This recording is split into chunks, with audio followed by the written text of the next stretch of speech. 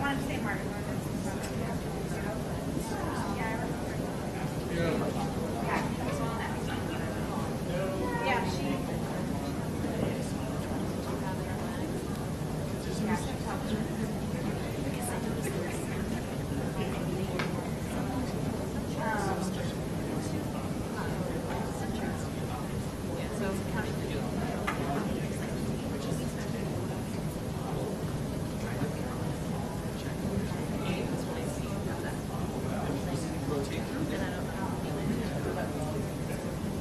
if they come here and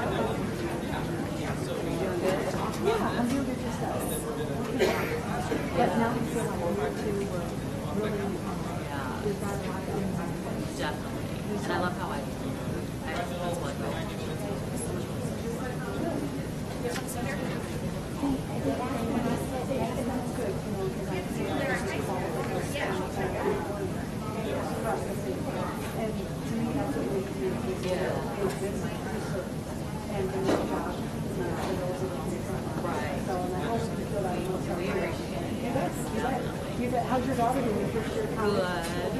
Takes a little bit to get used to. Sure. You know, she's a homebody. Yeah. So, Yeah. but that's all right. Absolutely. It's Like, she better comes to home have about it's better to have that than alternative. Yes, yes, yes. She's been coming home like every other week. And then last weekend, which was then like the first thing.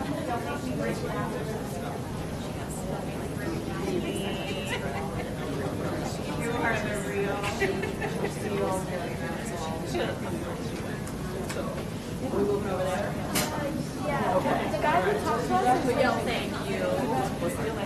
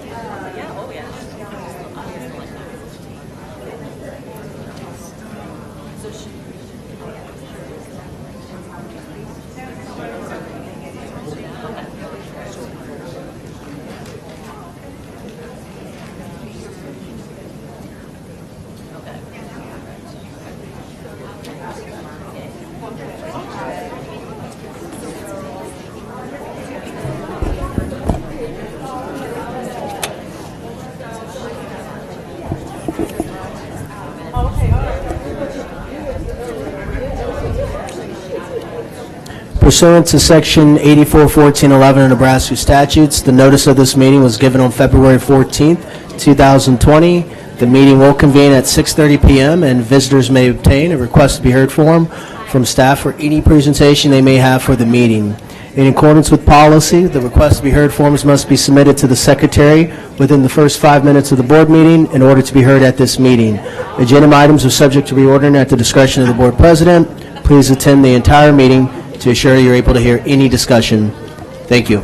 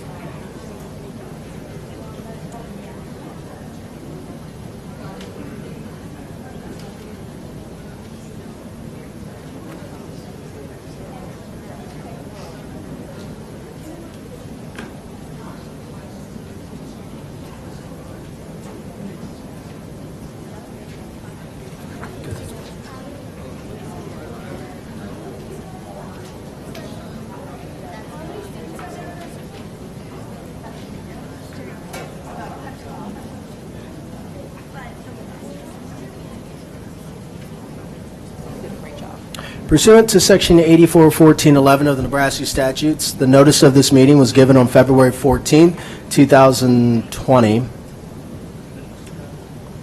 The next regular board meeting of Board of Education Douglas County School District 0001 and the Board of Educational Service Unit Number 19 will be held on Monday, March 2nd, 2020 at 6:30 p.m. in the board meeting room of the Teacher Administrative Center, 3215 Cummings Street. The agenda will be kept current and available for public inspection in the office of the Secretary of the Board of Education at the Administrative Building during regular working hours. Pursuant to Section 841412 of the Nebraska statutes, the public is hereby informed that a current copy of the Nebraska Open Meetings Act is posted on the board meeting room on the north wall. Please stand and join us for Pledge of Allegiance.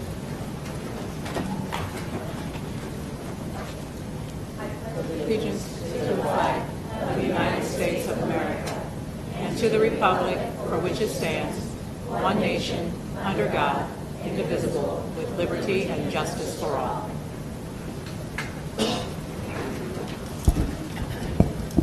Thank you. Vice President Dr. Holman will lead us in the OPS vision and mission statement. First, our vision, every student, every day, prepared for success, and our mission. Omaha Public Schools prepares all students to excel in college, career, and life. Thank you. Mr. Ray, roll call, please. Cassidy, Here. Gadding, Present. Holman, Here.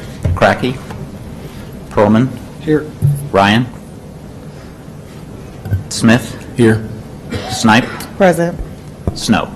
Here. 7 present. Thank you. Mrs. Cracky and Ms. Ryan are not at tonight's meeting due to an illness that's going around. I will entertain a motion to approve, to excuse both Ms. Cracky and Ms. Ryan from tonight's meeting. So moved. There's a motion. Second. There's a motion by Ms. Snipes, second by Dr. Holman. Roll call, please. Snipe, Aye. Snow, Aye. Cassidy, Aye. Gadding, Aye. Holman, Aye. Perlman, Aye. Smith. Aye. 7-9. Motion carries. Thank you. Moving on to our school spotlight with Jeremy Maskell. Good evening, President Snow, members of the board, and Superintendent Dr. Logan. For this evening's OPS Proud Spotlight this Kindness Week, we are proud to welcome students and staff representing the Kindness Crew from Florence Elementary. I'm happy to introduce Principal Jody Lenzer to bring up her students and staff member.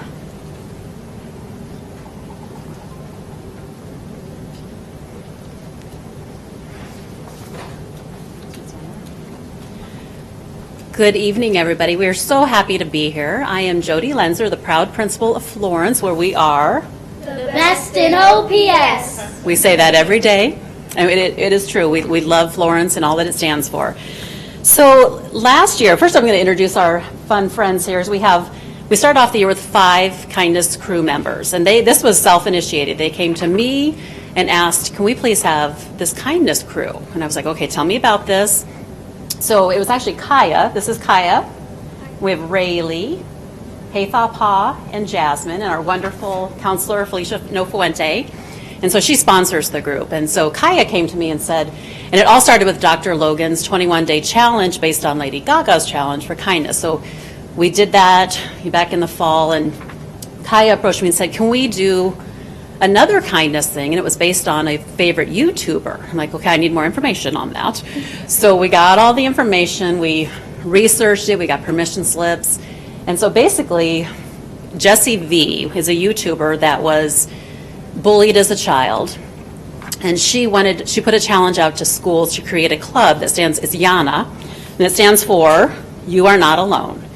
So they wanted to sponsor this at our building, and they've done such an awesome job with it. They truly are role models. They're all 5th graders, so they're going to be leaving us next year, so we'll have to have friends take over next year. But they have done things like sponsored our Kindness Week we had last week. They have a Kindness Corner. Let me think what else. Just promoting that all around. The best thing I saw all year with them is they taught lessons to our kindergarten classrooms. And the kindergartners, so Felicia and I both joined and went into the lesson, of course. The kindergartners were silent. I mean, just having their peers teach them about kindness. They did a puppet show. It was so fun to see, and I know they had a great time. It was incredible. They're all good teachers we need to promote right here in the future. So I'd hire them all. So they have just really been great role models for our school. And so I understand we have some questions possibly. Okay, Yes. so I'm going to let you take over if they have questions. Awesome. Well, I would love to start off by having everyone just say your name, and then also, I mean, what does kindness mean to you? I'm very interested in. What kindness means to the kindness crew is that we try to spread happiness and try to make, if somebody's in a bad situation, bullying, any other thing, we try to lift their day and try to make their day at least a little better. That's awesome. And your name? I'm sorry. I am Jasmine. Welcome, Jasmine. Where are you going to go? Where are you going to go to middle school at? Most likely Macmillan. Okay. Awesome. Awesome. Does anybody else want to add? What does kindness mean to them?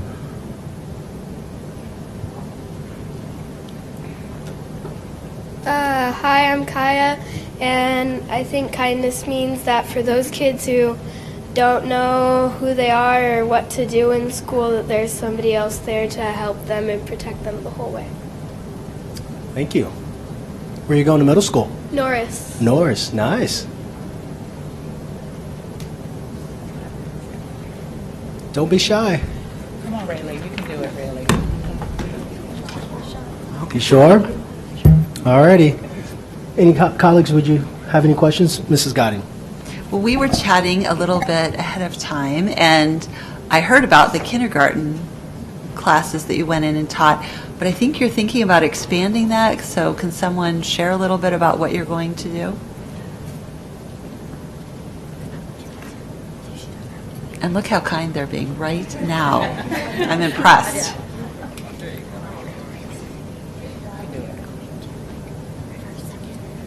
So about expanding it, we would go from kindergarten and all the way up to maybe 5th, if so, and we would teach different lessons every grade. Like for kindergarten, we would do puppet shows, and maybe for 1st grade, we would do less cartoonish things since they're getting a little bit older. And yeah, that's it. Thank you you. so much. I love that, just the thought process of how you're working with every age group and treating everyone with respect. So thank you so much for sharing. Mrs. Cassidy. Thank you. First of all, thank you all for coming tonight. We're happy to have you here. Don't be shy to talk. We all are really excited that you're here, so thank you for coming. I am wondering if your group, so you go into different grades, are you getting more members then as you're going into different grade levels? Will your kindness crew grow? Kind of curious. Our kindness crew is only 4 people right now, but we want to expand to at least a group of maybe 10 people, and then like 5 people go to this classroom, 5 people go to the other classroom to teach. So I have to tell you guys, I do a kindness day, and I wish it was more than just a day, but I do a kindness day with my own kids, and they think I'm nerdy because we do an entire day where we volunteer, and we did bell ringing, we went to the diaper drive, and then we randomly went all over town and like left little notes and bought people's coffee at coffee stops. But I made my kids, we called ourselves the Kindness Bandits, and they didn't like that.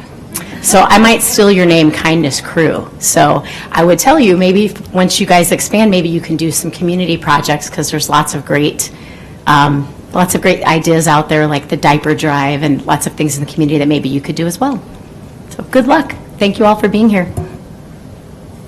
Any other questions? Dr. Logan, I apologize. First of all, really, it's great to see you, Kaya, Rayleigh, Jasmine, and Hafapa. See, I got it right. And Jasmine is my oldest and dearest student friend. She's, if you go back to the video when I first onboarded, she is the student that I referenced, who, when I went to Florence, when they were in the Mills building, and Dr. Heck at the time was the principal and said, "Do you know who this is?" And she said, I don't have a clue. And she kind of straightened me. I thought I was pretty hot stuff, so I really appreciate the fact that she made me, made me revisit my humility. But when I saw her today, and it's the first time her meeting her mother, and her mom kind of looked at me, and because I looked right, and I'm tall, so I missed her. And it's just really great to see you now that you're going to transition, all of you. And I hope that you stay together. And I have one little upgrade for the Kindness Crew, and that is, and I'm sure your counselor, who's super able and capable, will have you train the Kindness Crew start training the Kindness Crew for the fourth graders that will be able to take your place at Florence Elementary School. You've started something really wonderful, and it is, I don't know if you noticed, but when you all said your motto, I said it along with you because I remembered that you are the best in OPS. So it's wonderful to see you, and thank you for making my day wonderful, and everybody up here stay wonderful. Thank you. We, as a board, would like to give you a small token of our appreciation, which is our OPS Proud Pin. It's always amazing to see students create programs and clubs themselves, and we would like to stand and give you a round of applause, shake your hand, and take a photo that will be on our district website for everyone to see. So everyone, would you please join me and stand up and applaud these lovely young ladies for being kind for all of our students in the district. Can you start down? There we go. Say your thing first. Say your line. We have treat treat bags for everybody from the Kindness Crew to you guys.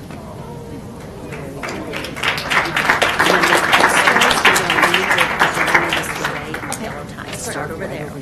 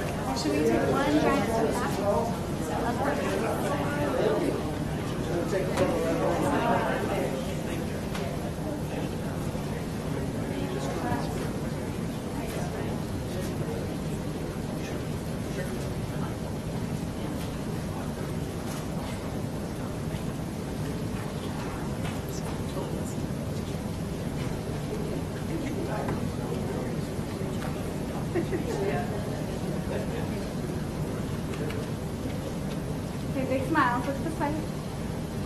Hold the bat. There you go. Perfect. Okay, big smile. 1, 2, 3. Take one more. 1, 2, 3. Perfect. Thank you.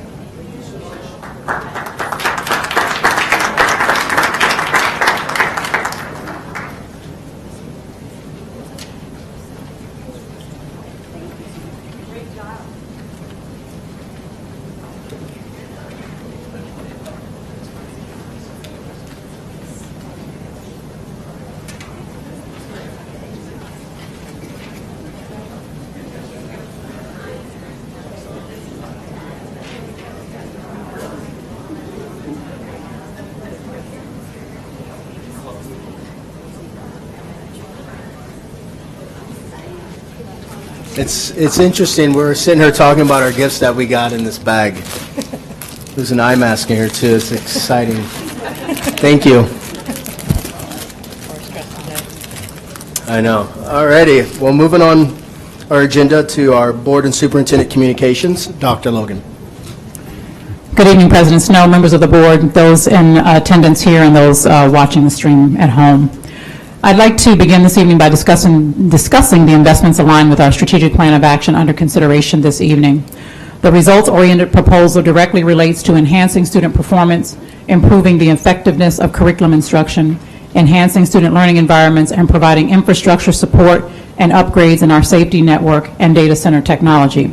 It also includes addressing building needs at our 3 turnaround schools. These investments are needed and will make a difference, especially at those schools. We're looking forward to better lighting, new paint, new carpet at all 3 of those locations, as well as some other building upgrades on the outside of the buildings. With the appropriate research-based and evidence-based interventions, stakeholder support, and the upgrades included in this proposal, we see a strong opportunity for growth. We're considering this proposal this evening that Mr. Roberts presented at our last board meeting because budget reserves exceeded the percentage of our general operating fund outlined in board policy. As we have previously discussed, those savings came as the result of careful review of district contracts, cost containment, and a cautious approach to spending. In other words, some things were delayed to make sure that those investments were worth making. I would also like to thank Robert Miller, from the president of OEA, Dr. Dan Heck, the president of OSAA, and Steve Owens, the president of SEIU, for meeting with me to discuss each of the investments last week. So it's really important that everyone understood what the investments are for and how they will move the district forward. Random Acts of Kindness Week is this week. We're taking a moment to acknowledge that this week, the week of February 17th, is Random Acts of Kindness Week. Schools and staff throughout the district are participating. A special thank you to our nutrition services staff for their celebrations, and obviously we had a fabulous celebration here that was been the best part of my day. On our OPS social media page this week, we're sharing an adorable video featuring 2 amazing Norris Middle School Redbirds, It's a Redbird Thing, 6th graders Zoe Griffith and David Sakura Diaz de Leon. Those students did a really cute video, so if you have an opportunity, you can go to their media page and take a look at it at Norris's media page or on the Omaha Public Schools media page on Facebook or on Twitter. The 2 students ended last week passing out the notes to teachers, staff, and students, showing how much each positively impacts the other at the school. One other thing I want to note, at Benson High School, in their 9th grade wing, they also have positive notes. So if you're a 9th grader there and you need a little pick-me-up, you can go to a board there and you can pick up a nice note at Benson. That's not in my notes, but I just happen to remember that, and I want to make sure that I recognize our high schoolers as well, since we have recognized some middle schoolers and elementary school students for acts of kindness. Back to the video. David shares a nugget of wisdom for all of us that we can take to heart. It's important to be kind, because if someone is feeling sad and you make them feel happy, it affects everyone and you'll feel better about yourself. Students took on the project to symbolize the power and importance of spreading kindness with one another as a part of our daily practice. Thank you to Zoe, David, and your classmates at Norris Middle for your leadership and kindness. It's time for second semester parent-teacher conferences. Actually, we're already in the midst of that. Families, we're in the midst of that. We finished high school conferences last week, and we move into our middle school conferences. We appreciate the support and thank you of our high school parents who were able to make it to conferences last week. As partners in our kids' education, we look forward to seeing our middle and elementary school parents in person next week. Middle school conferences are Thursday, February 27th and Friday, February 28th, which means there's no school for our middle schoolers next Thursday and Friday. During the following week, we will hold our elementary school conferences March 5th and 6th as we transition into our, I don't like to call it spring break, but our super late winter break. High school. Metropolitan Community College has new academy sign up, and we're very excited about those. We continue to partner with Metropolitan Community College again this year. Again, thank you to Susan Christofferson for her leadership of making sure that these new career academy opportunities for the 2020 and 2021 school year exist. Also need to thank Jeremy Nielsen and Jeremy Cowley, who work together to make sure these opportunities. These, we hear often about from folks from the outside who are not aware that we have all of these opportunities for our students, and they talk to us often about wanting these kinds of opportunities, and they already exist, and this year we expanded. This fall, they include criminal justice, diesel technology, diversified manufacturing, fire science technology, HVAC, horticulture, pre-apprenticeship, plumbing, prototype design, web development, and 3D animation. Those are fantastic, and thank you to Mrs. Comine for her leadership of that division. For students who are interested in learning more, please be sure to speak to your high school counselor. I believe the last day is March 5th. Do I have that correct? 6th. Okay, March 6th, which is coming up very quickly. And so for those folks who are out there, I know I will be expanding and amplifying our social media campaign to make sure our parents are aware of that. But for our board members, if you can let your constituents know, that will be helpful at all as well. We had our strategic plan of action launch at a district town hall meeting. It was fantastic. We had employee town hall. This place was packed. It was interactive. We had students from Gifford Park Elementary School. Thank you to Ms. Berry and Ms. Lehman for having their students come. And not only were they here, they participated. A huge special thank you, huge to Omaha South High graduate Aisha Flores Dominguez for sharing the story of her educational journey and experience with the Omaha Public Schools. She talked about a teacher who helped her become a really excellent reader when she was not where she thought she should be, and she was really little, like 7, and we appreciate and admire her determination, the academic and personal support of our staff and the programs offered in Omaha Public Schools. Aisha is headed for the Ivy League this fall. She will be at Columbia. We are certainly OPS proud of the way she is representing the Omaha Public Schools. It's really a very exceptional story. As we socialize our strategic plan of action and help our colleagues throughout the district become familiar with our values, norms, and strategic plan priorities, we understand that we have an exceptional opportunity to focus our work, expand excellence in our school district, and see our young people achieve. They're the reason we are all here. Building a culture of shared values and norms supports our delivery of consistent experiences for our students, staff, and families. Through our 4 strategic plan of action priorities, we've designed a living, breathing roadmap that will guide our school district through 2025, and I look forward to our next 5 years as we execute that work. Also, thank you to KIOS and Mike Hogan, who read it like cover to cover. The interview is posted on ops.org if you have any questions or you are interested in listening. And there's also a 6-minute clip, so you don't have to listen to the whole 30 minutes. Kudos to lots of our students, Central High, Claire Boma and Mila Hirschbaum Harding, for being selected as Nebraska Young Artist Award winners by the University of Nebraska-Lincoln. They're both really talented artists. Audrey Anderson of Omaha North for becoming a Coca-Cola Scholar. She was one of 250 students selected from over 93,000 applicants and will be interviewing with a panel for a $20,000 college scholarship. You have our unwavering support, Audrey, as you, I'm sure, will be successful in doing that. And then to Buffett Magnet Middle's Hamdul Urdimi for earning first place in the OPS Spelling Bee, which was a couple of weeks ago. And I don't know if you saw, I spent supercalifragilisticexpialidocious. I only got one letter wrong. And to all students who took part in the Omaha OPS All-City Music Festival, I know it was fantastic, and thank you to all. Tomorrow, there is the state wrestling tournament at CHI, so if you are around, and then on Saturday night, if you haven't had enough wrestling, you can go to South High and see a show choir concert and competition on Saturday night at South High School. Thank you so much, Mr. Snow. Thank you, Dr. Logan. Board members, any comments? All right. All right. Moving on to our next item, which is public comment. We have 3 forms. The board has adopted policy 8346, which provides public comment for a period of 1 hour. That same policy limits individual speakers to a maximum of 5 minutes. We ask that you respect that time limit. Mr. Ray will let you know when you have 1 minute remaining and when you have 30 seconds remaining. If you are in need of an interpreter, please let Mr. Ray know, and one will be provided for you. If the subject of your public comment is related to a particular student or staff member, we ask that you please provide that information to Mr. Ray. He will assist us in looking at those types of details for you. If you do not get an opportunity to speak and would like to submit any written commentary, please provide it to Mr. Ray. He will make sure each board member gets a copy. As a reminder, we ask that you please spell your name and state your address before you begin your comment.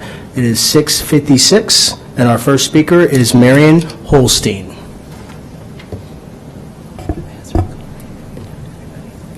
Welcome. Thank you. Pihije, Huchangara Hingaide. President Snow, board members, and Dr. Logan, my name is Marion Holstein. My Indian name is Winnebago woman, and Marion is spelled Marianholstein. I'm here today to, I also wanted to say greetings to the concerned community members.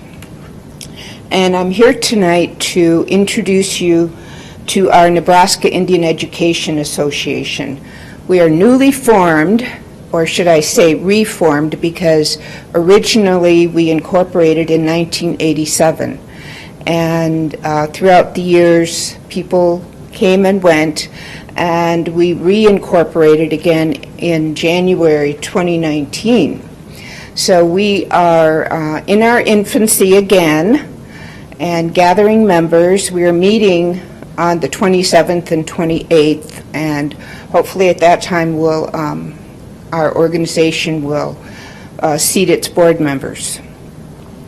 So part of our mission, although we don't have a complete mission statement yet, is to support our children's learning and academic success through self-awareness and pride in their culture.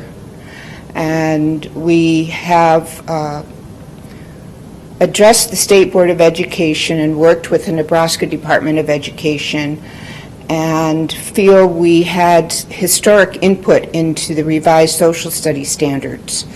There are now 130 references to Native Americans and their contributions to the United States, such as the Constitution, which was based on the Iroquois Great Law of Peace, Thomas Jefferson, and actually we have an alumni of UNO, Bruce Johansson, who wrote a book, Founding Fathers, and in that it's very explicit as to the Great Law of Peace and how it was connotated. I'm glad I only have 5 minutes, but I don't want to go over. Also, those social studies standards causes all students to have a more global perspective and how colonization has had its effects globally. For example, pre-Columbian is now referred to 8 times throughout the standards, whereas in the 2012 standards there was no reference. Now, I come from a very long Head Start background, and because of that, I'm really supportive of our teachers and realize all the work that they put in, and that they have their families and their duties outside of school they also have to attend to.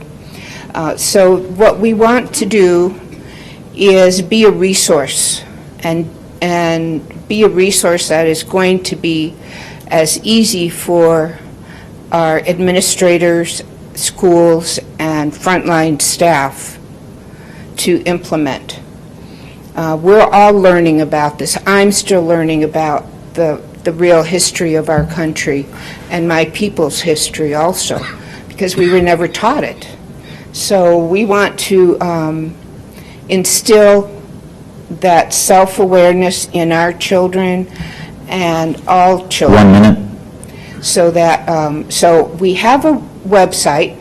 It's nebraskaindianed.org, but I just added the other day that it's under major construction, because it is.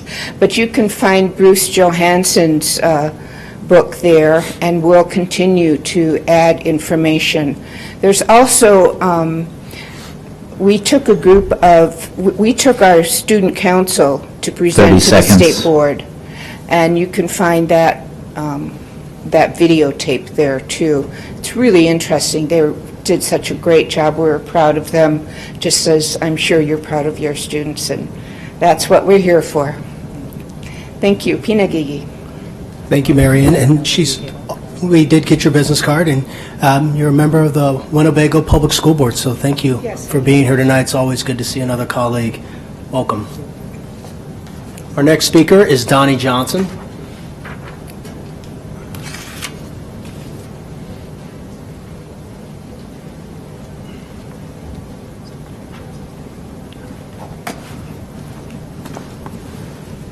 Products from African continent. I share that with you. Donnie R. Johnson. Good evening, folks. The Johnson and Question Foundation and North Omaha Concerned Citizen Foundation. P.O. Box 34441, Omaha, Nebraska 68134. For the past 30 years, I've pondered my plan for the African continent and how can we, the people, open trade, dialogue, and business opportunity for the citizens of North Omaha and African Americans within the United States.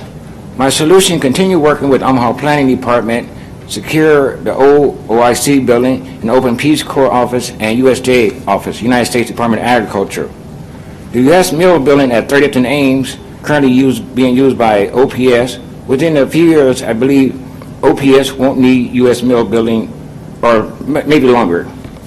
And the African Americans volunteering through the Peace Corps shall see many types of business and opportunities and trade and pushing ahead within the global economy. And the revenue for the North Omaha, and new revenue, for North Omaha and the state of Nebraska and the United States of America. When OPS no longer needs U.S. Mill building, West Africa, North Africa, and East Africa would like to sign a lease. It shall be used by the people of North Omaha at a Peace Corps and embassy work, and good and maybe trade and quarantine goods they bring from the African continent. Now, 11 years ago I came here, within closing here, I come here and I was trying to get my daughter in Harvard, and I finally did. They helped me here, and I haven't been back to the school board since. And I told my daughter, said, look, Dad, it's July, but I ain't going to Harvard. I said, why are you not going to Harvard? I put all this time in. She said, I'm going to KU, Kansas University, with my friends from Burke. And back in my mind, I'm saying, I don't care where you go, because I knew to have some plans myself. I told the wife, look, you take this $300,000 house and all the money. I just finished studying with Andrew Young, and he was living off the street, and that's how he got his work done before he became mayor. And I studied with him at Creighton, so I took the same approach. And she said, oh, you know what? I'm going to call a doctor if you go out there and live on the street, but I got the work done. How's that? If any one of you folks want to try some of the products from the African continent, I suggest you try some of the African stores. And hopefully you folks will turn that building over to us on 30th and Ames when I finally get all this stuff put together. Because I don't think you'll need it any longer. I've seen the school by walking around in the community, which school you're building and which school you're not going to build. I figured in a few years you won't need it no more. So when I came from Nigeria in 1985, I didn't know how to pay for the building, but I knew what I could use the building with. Now we've got to that point. 31 years of work, and I thank you for your time. Thank you, Mr. Johnson. Our next speaker is Ernie Boykin.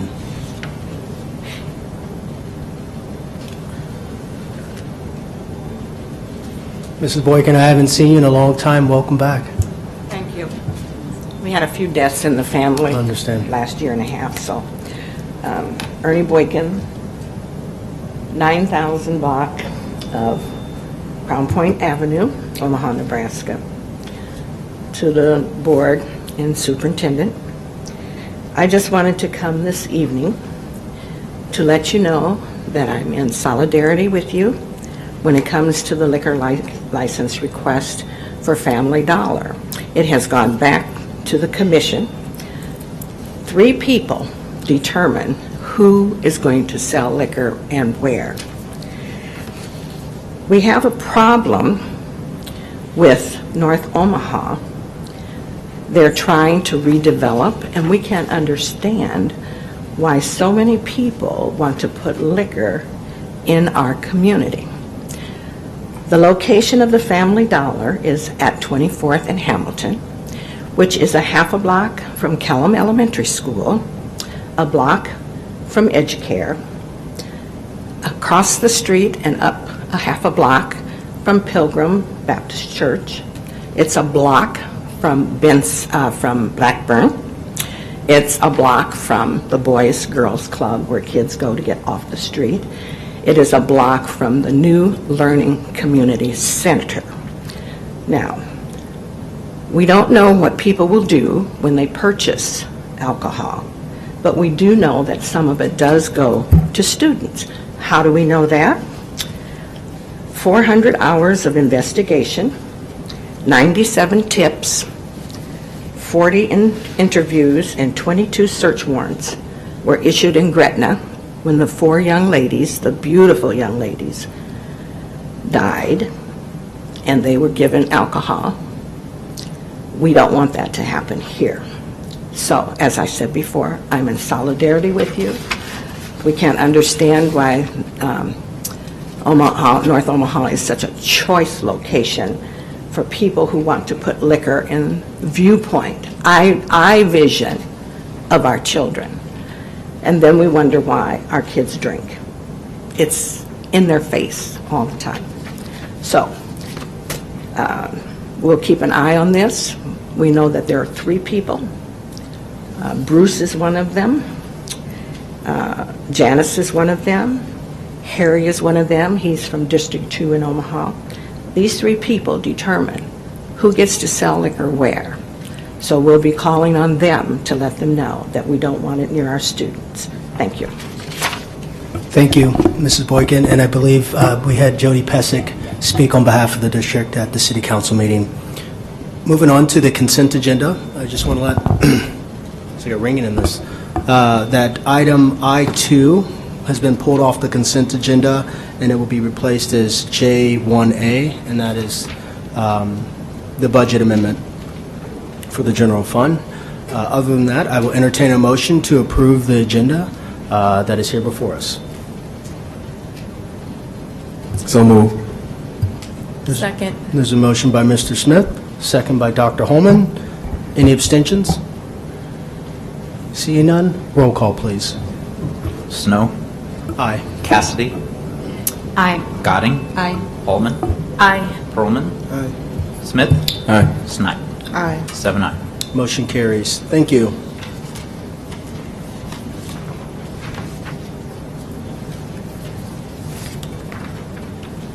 All right, moving on to action items.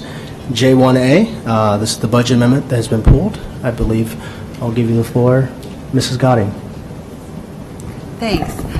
I just have a couple of questions on this item that came up as in conversation with folks who were asking. So one of the things in the PowerPoint, I think, was the policy, the board policy 3011 was what we tied to this. It's now. But when I look at board policy 3001, I'm thinking the reason that we're making the adjustments this evening are more probably in line with the strategic plan than with the policy. So the policy talks about it being over 20% for 2 years, and we've actually only been 1. So I want to clarify to the public that we were never over for 2 years in a row. We were just over 1. And then it does say that we could then take those non-recurring expenses in nature to the next available budget cycle plan, but we're actually doing it this evening. And so I just wanted to clarify for the public that even though that policy was on there, it's probably, I'm assuming, but I don't know, I guess I wanted to verify that it's more strategic plan related than policy related, because it really, the policy is really not in alignment with what we're doing, correct? Yeah, that's a good point. You are correct. We've only been over the 20% limitation for 1 year. There's 2 reasons why we're trying to do a budget amendment this year to utilize those funds. One, to align to the strategic plan that was just recently approved by this board, so that we can get a running head start, if you will, on those key initiatives and be able to start before the next fiscal year. The second is really a resource constraint. We're going to have a very busy year next year with strategic planning for new schools that are opening in 3 years. And so by enabling the staff to work on these initiatives now, rather than doubling up on initiatives next year, will allow us to do a much better job and have the time necessary to implement these changes. Great, thank you for clarifying that. I just think the public needs to hear that versus it being tied to a policy that maybe it's not really quite what's happening with the policy. And the second thing, and I know we talked about it probably when we talked about the increase in the rainy day fund, was related to the pension. And because I'm always supportive of putting more money into the pension, I just wanted to also, and because that's what I've heard from people in the last especially couple of weeks, and I believe what you said, Mr. Roberts, was that you're not anticipating a need to put more money into the pension for this year, and that's why we're not allocating resource dollars to that. Is that correct? Yeah, we've fully budgeted what we believe to be our commitment for this year to the pension plan. We're waiting on the annual actuarial study, which will come out in May, to confirm the ARC that will be due for this year. Similar to last year, the ARC came in at about $18 million. We budgeted and paid $21 million, so we exceeded our commitment by $3 million. While we don't have the study yet, the expectation will be that we'll pay the full budgeted amount that we have this year, which will likely be sufficient to cover or exceed the ARC. Okay, thank you very much. All right, any other questions? Mr. Perlman. I just want to make a quick comment and just renew the same objection that I had in September when the original property tax request came in front of this board, and the overall levy rate was increased 1/1000%, and in retrospect, I think now it's obvious that when the property valuations in Douglas County rose at 7%, that it wasn't necessary for us as a board to add a second tax increase to homeowners. So next budget cycle, I would ask the board if the unprecedented property valuations continue in Douglas County, that we really be mindful of the overall levy that we set, because when we talk about property tax reform and school finance reform in the state, it's us who are really driving the amount of money that homeowners are paying. And I don't think that the district is wasting a penny. That's not part of what I'm saying here. But when we are finding ourselves with tens of millions of extra dollars and our levy increase is 1/1000th of 1%, I think it should create a little pause to make sure that next time we really examine every penny that we're spending, because this isn't our money, it doesn't belong to us, and so just something to always watch for in the future. We can't undo it now. I asked those questions if we could undo it for the first half of the property tax year or the second half, but it's just something that's very concerning to me, and so hopefully during the next budget cycle we won't run into the same situation when property valuations are skyrocketing. That's all. Thank you, Mr. Perlman. Mrs. Gotti? I would echo Mr. Perlman's comments. I think when we had the audit presentation, I asked that we prepare for and consider, based on valuation increases, whether we couldn't do a reduction in levy this next cycle. We know that we're going to have an increase related to the 2018 bond, and that'll be a pretty significant increase for our taxpayers. So I would ask that we consider the levy that is sitting at $1.06 something, that we would really be mindful of looking at that prior to getting to that September hearing. Thank you. And those will be noted. This is an action item, so I will entertain a motion to approve the budget amendment J1A. So move. Second. There's a motion on the floor by Mr. Smith, a second by Ms. Cassidy. Any discussion? Mr. Ray, roll call, please. Cassidy, Aye. Gadding, Aye. Holman, Aye. Pearlman, Aye. Smith, Aye. Snipe, Aye. Snow. Aye. 7 ayes. Motion carries. Thank you. Needed resources for our students. That's good. Moving on to J1B, which is our legislative update. Blair McDonald. It's okay, it's just carpet.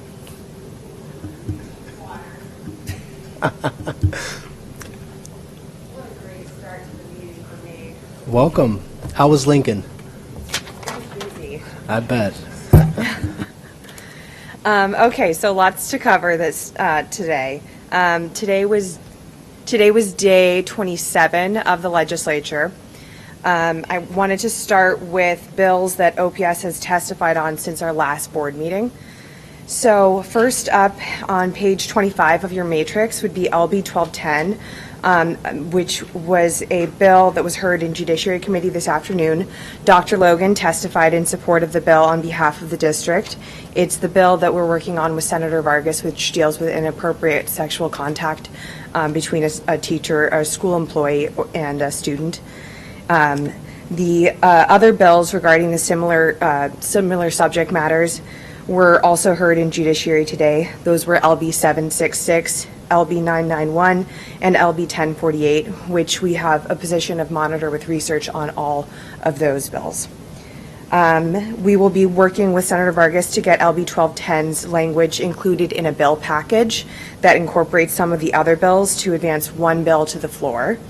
A related bill from Senator Lathrop that was heard in education last week, LB 1080, which deals with the policy side regarding adopting policies for putting in place policies around grooming and prohibiting inappropriate relationships and contact between school employees and students. We have a position of monitor with research on that bill.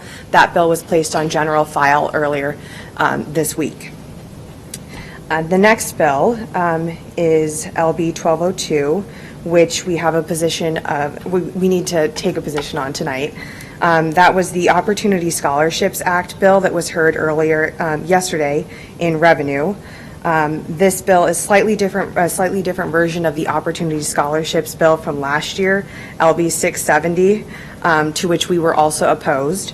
The student and family would have to be SNAP eligible to qualify for the scholarships this year in this bill's version. A taxpayer could make tax-deductible donations to private schools, and the cumulative tax credits would be limited to $10 million within 1 year, within a year. And that's $10 million that would be diverted from the general fund for support of public schools. Mr. Snow testified against the bill in Revenue Committee yesterday, and there were more people there to oppose it than there were to support it. About 15 supporters testified at the hearing, and then we had 21 people to testify in opposition at the hearing. The list of letters in opposition far outweighed the list of letters for supporting the bill. I'd say there was maybe 75, 80 letters of opposition to that bill. The Legislative Committee recommended a position of opposed to that bill. And Senator Linehan did choose it today as her priority legislation. So, and last week then, LB 1073, another school financing review commission and TIOSA change bill. We've previously taken a position of opposed to it. That was heard last week in the Education Committee. Mr. Snow testified in opposition to the bill on February 10th. At the hearing, Senator DeBoer brought an amendment that changed the way the foundation aid would be counted within the TIOSA formula, and as a result, OPS would receive far less money under the bill and nothing additional in foundation aid. The district would receive around $2 million or so from getting a penny back under the LER change. The bill is still in committee, but Senator DeBoer has chosen it as her priority legislation. So those were the bills that we testified on in the last 2 weeks. So Then moving on to bills that were up on the floor since our last board meeting. The big ticket story was LB 974, which made major changes to TIOSA and lowered property valuations for school funding purposes. The bill was advanced from Revenue Committee last week and was made a committee priority bill. The bill did have a committee amendment that eases the scale down into both the ag land valuation decreases as well as the commercial and residential property valuation decreases. Ag land still drops to 55% of actual value, but commercial residential drops to 87% of actual value, up from the 85 in the introduced copy. It also creates a step scale in foundation aid so that it doesn't immediately jump to every school district gets 15% foundation aid. It scales it from 5% in year one, 10% in year two, and 3% in year three. 15% in year three. And then Dr. Logan, Mr. Ryan, Ms. Niels-Brash, and myself met with Senators Groney and Linehan to discuss the bill earlier this week. And to discuss OPS's modeling and how we saw our financial impact. I believe it's still around a $16 million negative financial impact with that amendment over 3 years of that bill. The bill was debated for 3 full hours yesterday and then this morning, and it did not reach a cloture vote to end debate because it was clear that it did not have the necessary 33 votes. It was passed over on the agenda, and Senator Linehan will have to show support from 33 senators to get it scheduled again. LB 880 was the change in TIOSA certification date, changing it to May 1st, 2020. That bill passed and was signed by the governor last week. LB 515, which is on page 9 of your bill, of your matrix, it's a carryover bill from last year. It's the Student Discipline Act bill from Senator Vargas. The bill came up on general file last week on February 12th. The committee amendment was adopted, but it does not fully address all of OPS's concerns with the bill. We are working with Senator Vargas to find common ground on another amendment to address our concerns on select file. We are still working through the language to address OPS's concerns on the definition of personal injury caused by accident and a section regarding knowing possession in reference to the criminal code. So other bills that are on general file that have not been scheduled yet for debate. LB 965 establishes English language proficiency for the deaf and hard of hearing. Senator McDonnell introduced an amendment onto the bill that gives the State Department of Education more jurisdiction over creating that assessment in coordination with the Commission on the Deaf and Hard of Hearing. The bill was placed on general file with the committee amendment, and LB 839, which creates American Sign Language as a state language. That was amended into the bill through that committee amendment. Neither have been scheduled yet for debate. Another big bill is LB 998, which requires the behavioral awareness and intervention training and points of contact, transfers funds, and changes TIOSA to create teacher training in de-escalation and intervention for all school employees. The bill was placed on general file with an amendment that changes the dates to align with a payment schedule for districts to receive reimbursements from the state to provide that training. It also creates a provision that if the state doesn't have enough funds to reimburse the districts at the rates outlined in the bill, that each district disbursement would be reduced to fit the amount of money in the fund. We are concerned that bill will not create enough funding for us to complete all the teacher training that is outlined in the bill. And it goes with Senator Groney's LB 147. Which Senator Merman, who's the introducer of this bill, LB 998, Senator Merman has made LB 147 his personal priority bill. So those are bills that are out on general file. We do have a number of new bills that we need to take positions on. We have recommendations from our legislative committee, which has met twice since our last board meeting. LB 1111, which is on page 21 of your matrix. This is a bill from Senator McDonnell, which creates public-private partnerships for common schools and a fund from that. Senator McDonnell introduced an amendment, the schools may apply for a grant fund from the state treasurer. The introduced copy of the bill uses TIOSA funds. It allocates 10% of the temporary schools fund to be transferred to the state treasurer into a fund. Then the state treasurer doles it out to these public-private partnerships that provide mentorship or apprenticeship, internship training programs. So Senator McDonnell introduced an amendment to the bill that would use only the interests earned on the temporary schools fund as a funding for nonprofits running student mentorship programs.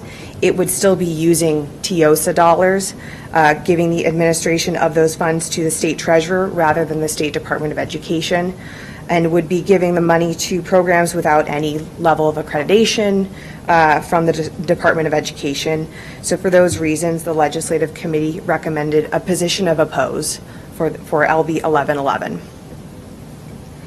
LB 1116 on page 21 of your matrix is a bill from Senator Moorfeld, New School Construction and Water Access Act.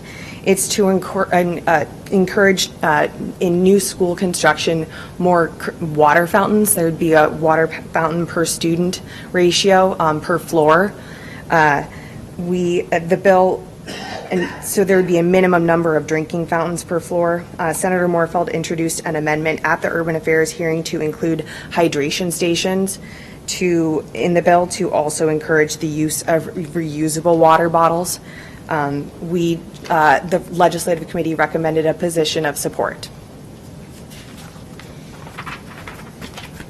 On page 22 of your matrix, you'll find LB 1134, which increases students' opportunity to option enroll.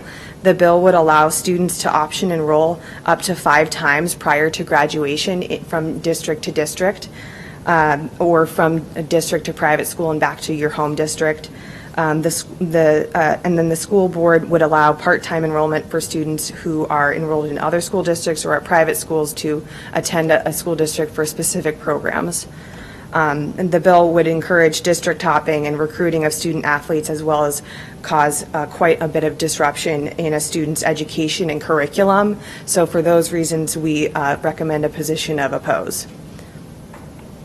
On page 23 of your matrix, you'll find LB 1193, which eliminates the opportunity for special elections for bonds increasing property taxes. OPS already, it would force school districts or political subdivisions to use statewide primaries or statewide general elections for their bond issues. And OPS already includes their bond issues on statewide primaries or general elections, but this would prevent OPS from using a special election or potentially a municipal primary or a municipal general election to put forth a bond issue. So for those reasons, we recommend a position of oppose. And LB 1217 on page 24 of your matrix is a bill regarding reports of violence and disruption by a student. When a school district or employee receives incident reports regarding a student, it's depending on the conduct that the teacher or employee would have to develop an individualized response plan for each student and each incident. To comply with the bill, the district may need to add extra or new FTEs to deal with the increased workload of developing individualized response plans for each student.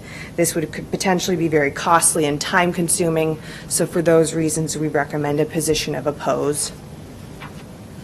And then the rest are monitor with research recommendations.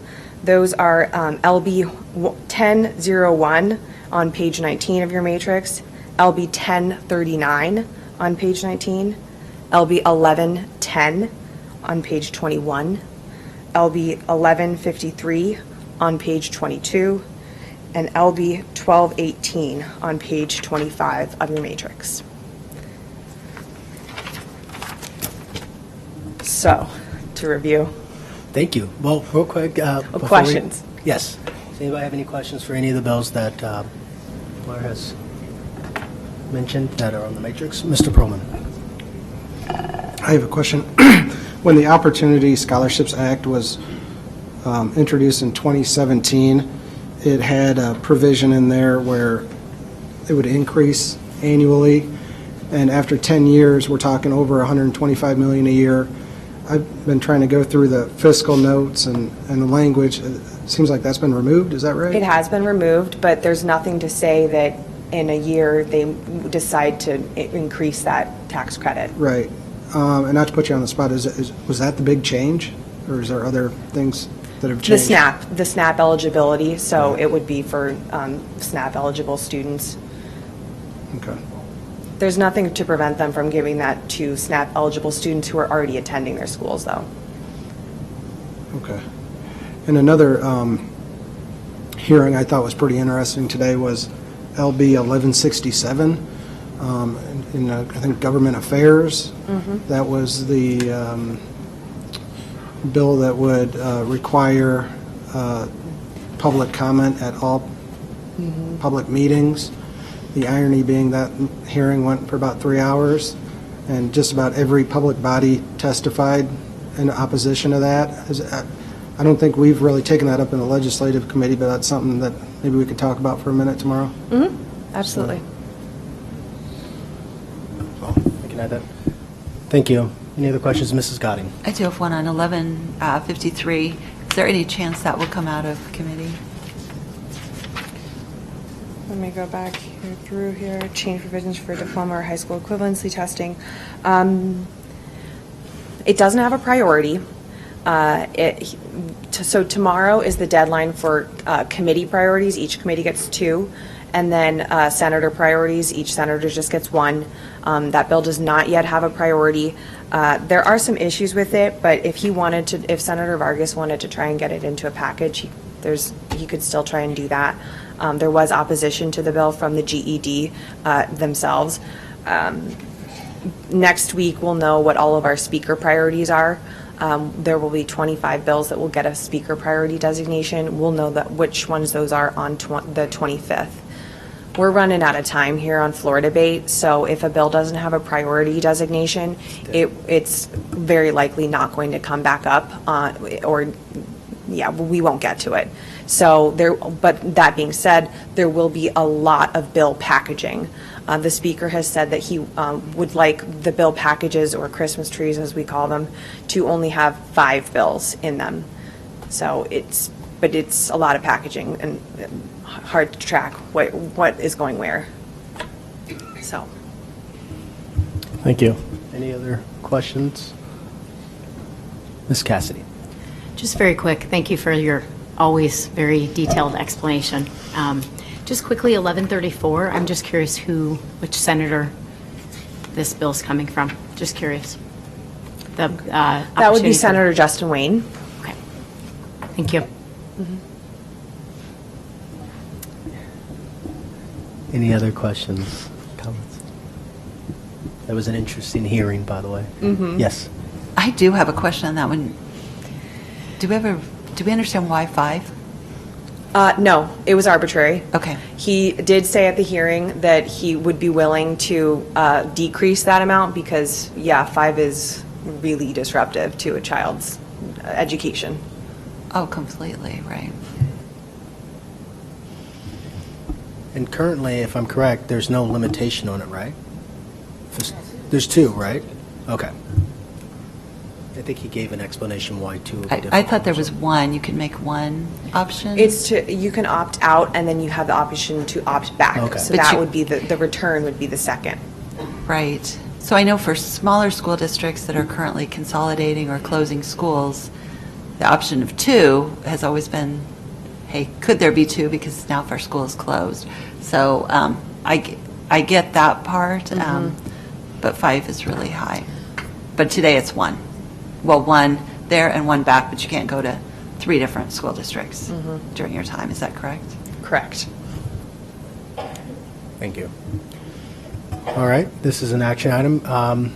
We have some items that the legislative committee is recommending for full board support.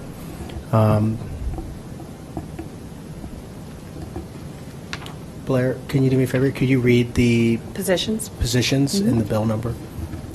So LB 1202, recommend oppose. LB 1111, oppose. LB 1116, support. LB 1134, oppose. LB 1193, oppose. LB 1217, oppose. And then monitor with research recommendations would be LB 1001, 1039, 1110, 1153, and 1218. Thank you.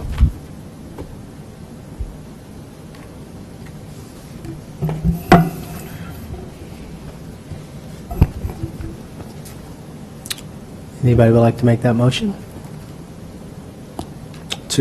To approve the recommendations on item J1B. So Matrix. moved. There's a motion by Dr. Holman. Is there a second? Second. Second by Mr. Smith. Any other discussion? Seeing none, roll call, please. Gadding, Aye. Holman, Aye. Pearlman, Aye. Smith, Aye. Snipe, Aye. Snow, Aye. Cassidy. Aye. 7-0. Motion carries. Thank you. Again, sorry for the spill, guys. Oh, you're good. It was just water. All right, moving on to our next item on the agenda, our last item, which is J2A. It is the student transportation. Here comes the bus update.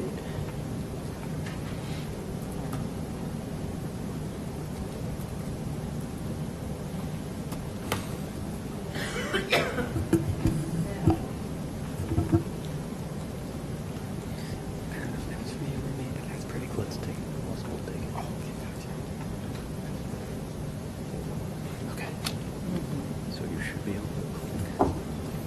And when you get to your slide with the video, it should, if you click one more time, it should start. But if it doesn't, I'll come. Thank you. Good evening, President Snow. Good evening. Good evening, members of the board, and more importantly, good morning and good evening. Sorry, Superintendent Logan, it's been a long day. Sorry about that. It's almost morning. I know.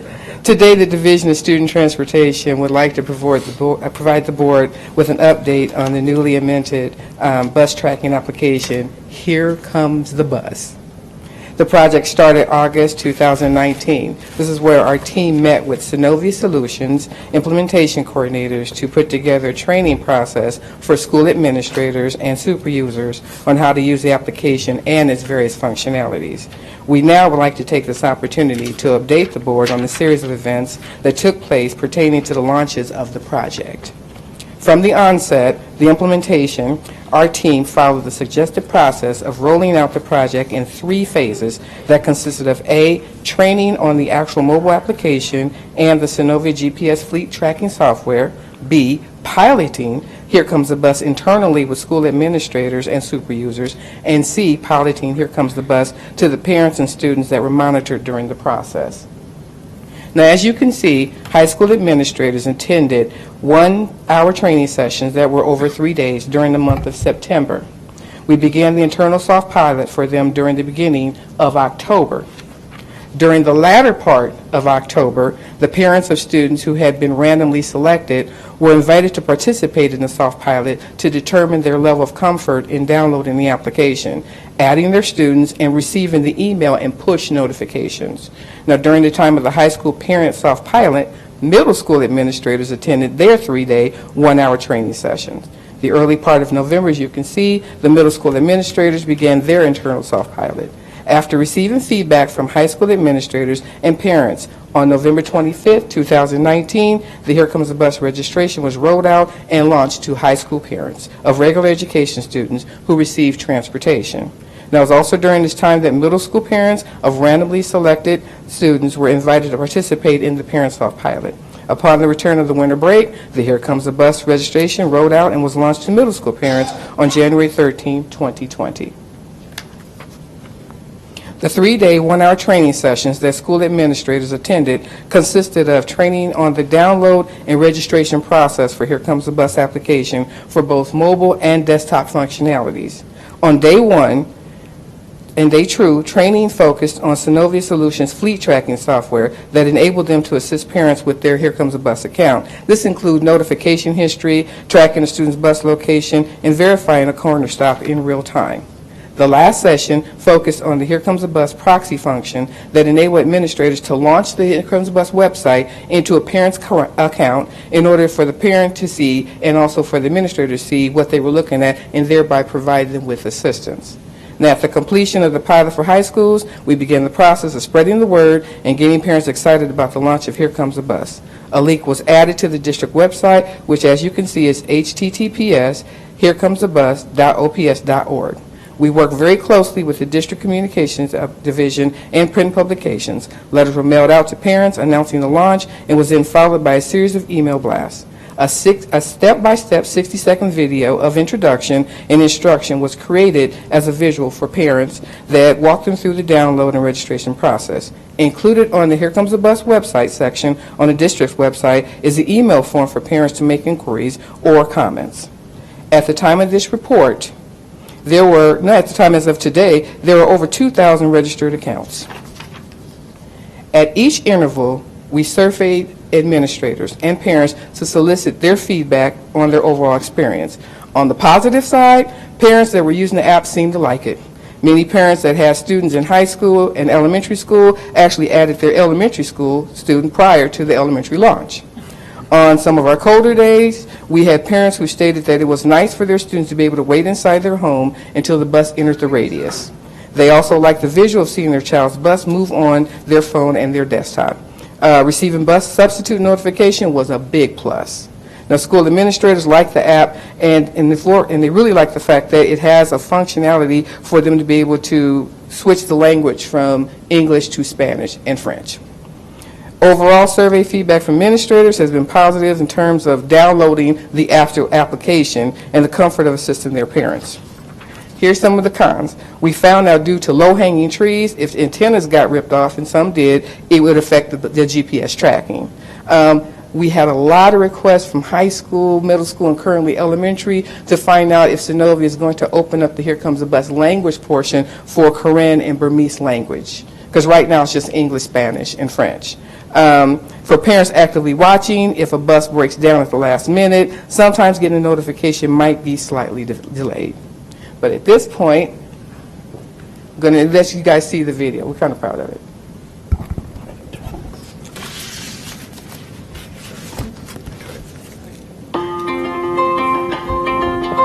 With the Here Comes the Bus app, provided by OPS, parents have the ability to track a child's bus route on a computer or a mobile device.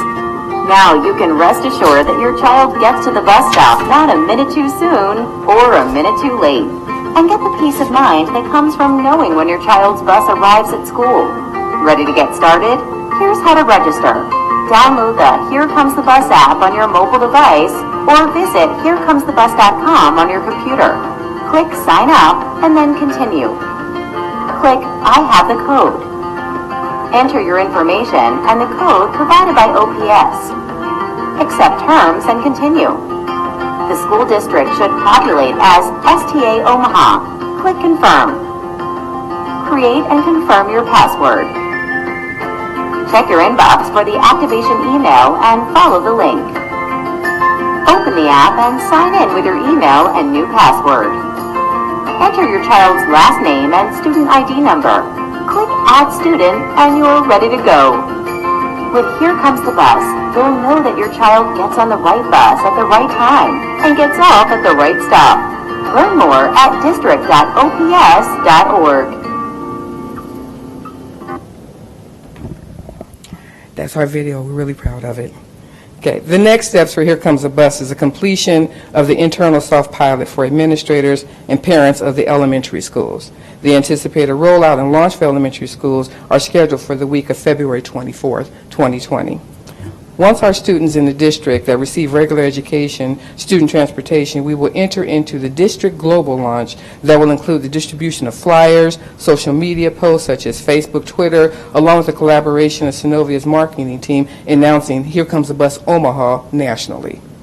As we complete the regular education launch, we'll be working closely with Synovia to start preparation for the special education pilot.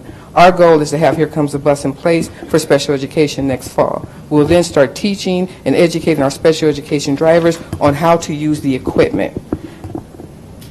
While we would like to guarantee they will be up and running in August, we are still working on Synovia's timeline. However, we're going to make every effort to get it going as soon as possible.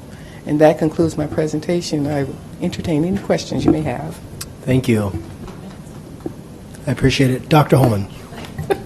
Thank you very much for the presentation. And you are right. Many elementary parents have already downloaded way back in January. But I do have a question regarding the antenna issues. Is it an easy fix for that, or? When we find out about it, we contact STA, and they'll either do what's called a bus substitution until it's repaired. Okay. And that's what they'll do. But it's just something that we can do? Yeah, Okay. it is. Is there going to be a permanent fix for that, or is it just something that we have to That happens, deal with? 'cause you never know. Like during inclement, you just never know. just happens. But to be aware of it, we're able to know about it sooner. Right. All right, great, thanks. Ms. Cassidy. You knew I was going to say something tonight because I love it. So I have a child on a bus and I don't have any questions. I just wanted to just kind of make it known. Okay. I am not the most technical person, but it is very easy. I want to thank STA and district operations for their work on this. It's very simple. I think the rollout was handled very well. It's very, as you can see by the video, even I can handle putting it on my phone. I've done it on my computer at work, so I can check.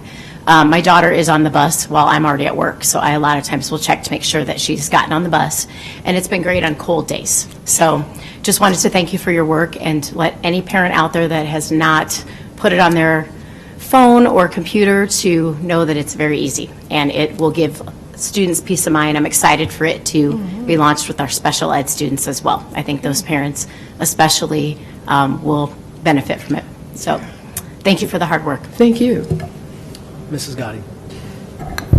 Thank you very much. I know we've talked about this for years. I feel like maybe since 2013, I'm not sure. So I appreciate that we're finally here.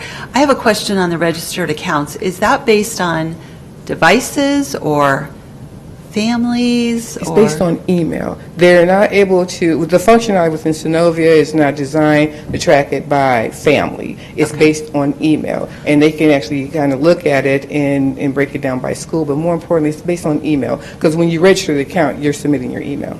So if you had a two-parent family, there'd be 2 registrations. That's true. So what percentage, so then we're still pretty low percentage-wise, I take it, of... Actually, we're pretty much on point. I think that when you look at it, we heard from Synovia that within 3 years, they kind of see the increase in the registrations of 75%. We're already at 2,000, and it's not even been a year. So how many of our students are being tracked by... It's not students, it's the bus. Yeah, they're not Okay. tracking, they don't track the students, it's tracking the Right, bus. Was that? So, well, I guess I'm trying to figure out how many families are actually using this to track their students, because we'd have probably, how many middle and high school students use transportation today? We have. Sorry, Travis. And you can yell. We have approximately, there's 11,000 kids in the secondary area. Okay. Right now, when you look at that 11,000, that 2,000 is with the secondary. We do know there's some elementary in that, but the majority of it is at that secondary level. And what Synovia said is in 3 to 5 years, you're usually at 65 to 70%. So that's in 3 to 5 years.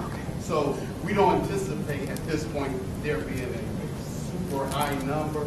Right now, we're really on track and it's doing good. In terms of the percentage of families, it's really kind of hard to track because one of the things you have the difference between how many students are eligible for transportation versus how many students who actually ride the bus. So when I use that number 11,000, that's the high number that's eligible. That's There's eligible. a lower number that's actually riding. Correct. And the net registered accounts could be the child, one or two parents, or whatever. Absolutely.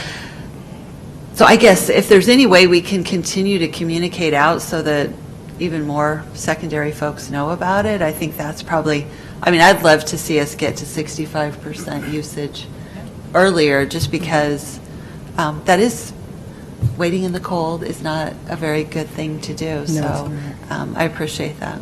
We're looking forward to that because, like I said, we are still within the internal pilot of it. The overall launch hopefully will take place around the first part of March.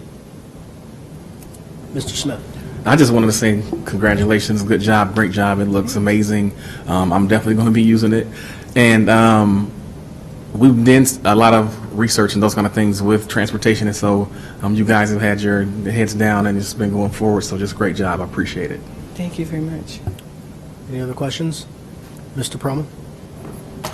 Thanks for the presentation. Wondering, when will we get this in those other languages? You know what, that is up to Synovia. We have put that request in. We let them know that we have a large population of Korean and Burmese. And so we have put that out to them and their developers, and they're looking into it. Okay. My other question, I think I had this question in the past, is how much this costs. And I think the answer in the past was it doesn't cost anything because it's wrapped into the STA contract, but at some point, whether we pay STA and they pay or we pay, it's got to cost someone something. So how much is this costing? I'm going to defer that question to Mr. Salas, if you don't mind. Mr. Furman, that cost is wrapped into the STA contract, but just now starting to look into it for special education.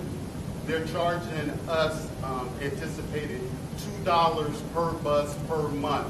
When we looked at it, it's probably $14,000 potentially for the basic piece, but for special education, we're looking at doing a little more because there's a panel and also there's the option to get a tablet, which I'm very much interested in because that will allow us to have some of the medical information right there for a driver versus right now we're kind of putting it in a hard copy folder. But if we can get that on the tablet, that really helps people, especially when the changing of drivers on buses. So right now, low end, we're looking at about 14,000, high end about 55, 56,000 as it stands right now. And that's based off of special education. We're budgeting about 60,000 per year for, that's what we're anticipating as a max number for that. For special education? For special education, thank you. Thank you. All right. Thank you so much. Appreciate it. Appreciate it. Thank you for the so much. update, and sorry we pushed you back at the last meeting. Oh, no, it's okay. It's quite interesting. Thank you. Great getting you out Thank early you. today. All Thank right. you. Dr. Holman?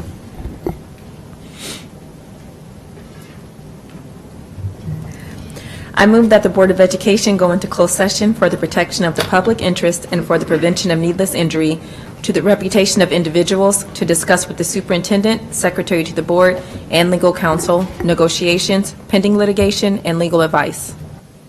There's a motion to go into closed session. Is there a second? Second. Second by Ms. Cassidy. Roll call, please. Holman, Aye. Perlman, Aye. Smith. Aye. Snipe. Aye. Snow. Aye. Cassidy. Aye. Godding. Aye. 7-0. Motion carries. Thank you. Let me remind the board that the purpose for closed session is for the protection of the public interest and for the prevention of needless injury, to discuss with the superintendent, secretary of the board, and legal counsel, negotiations, pending litigation, and legal advice. Let the record reflect the board went into closed session at 7:54.